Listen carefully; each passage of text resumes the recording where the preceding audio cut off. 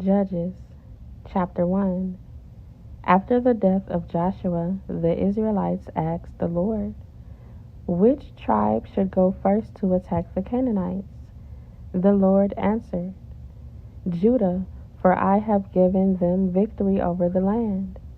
The men of Judah said to their relatives from the tribe of Simeon, "Join with us to fight against the Canaanites living in the territory allotted to us. Then we will help you conquer your territory." So the men of Simeon went with Judah. When the men of Judah attacked, the Lord gave them victory over the Canaanites and Perizzites, and they killed 10,000 enemy warriors at the town of Bezek.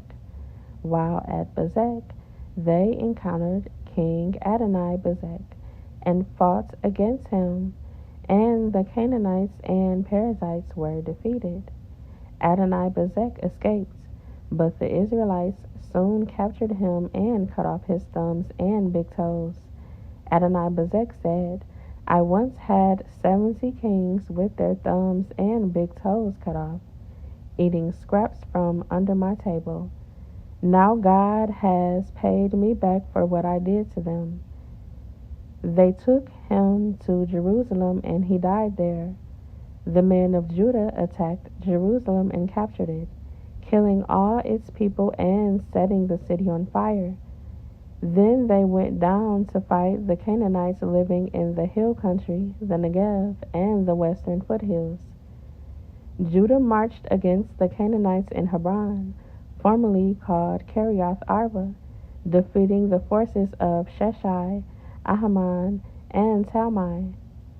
From there they went to fight against the people living in the town of Debir, formerly called Kiriath Sefer.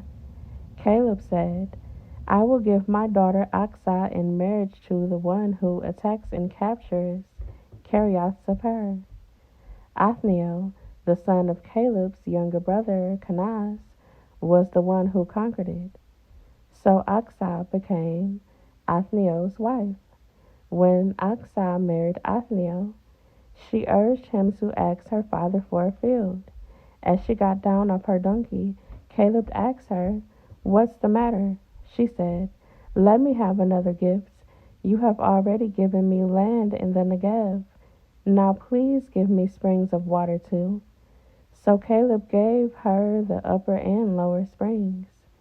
When the tribe of Judah left Jericho, the city of palms, the Kenites, who were descendants of Moses' father-in-law, traveled with them into the wilderness of Judah. They settled among the people there near the town of Arad in the Negev. Then Judah joined with Simeon to fight against the Canaanites living in Zaphath, and they completely destroyed the town. So the town was named Hormah.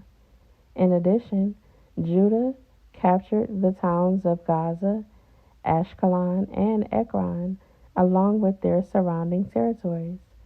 The Lord was with the people of Judah, and they took possession of the hill country, but they failed to drive out the people living in the plains who had iron chariots.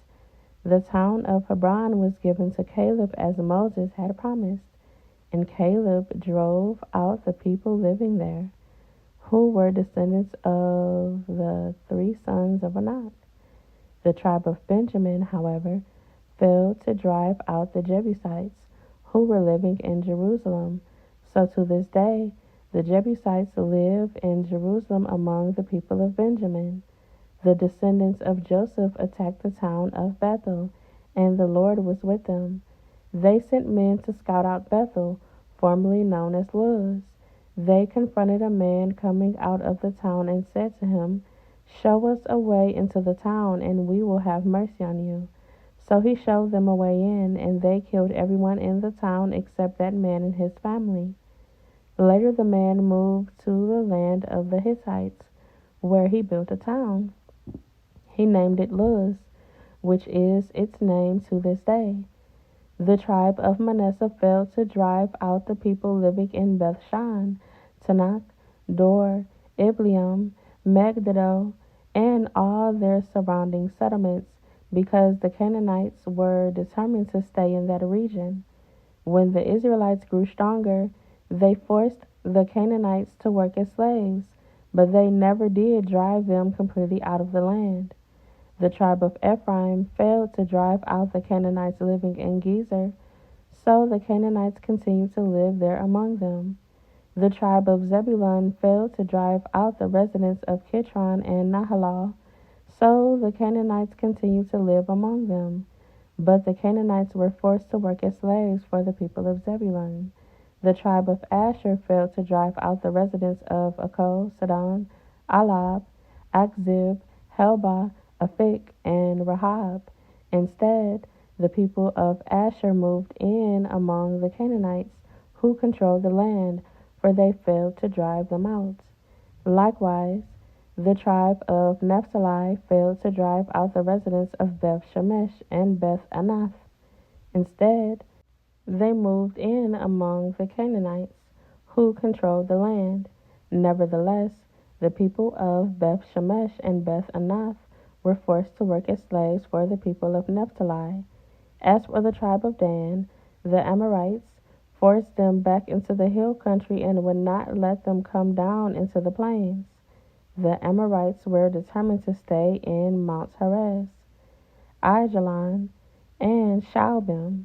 But when the descendants of Joseph became stronger, they forced the Amorites to work as slaves. The boundary of the Amorites ran from Scorpion Pass to Salah and continued upward from there.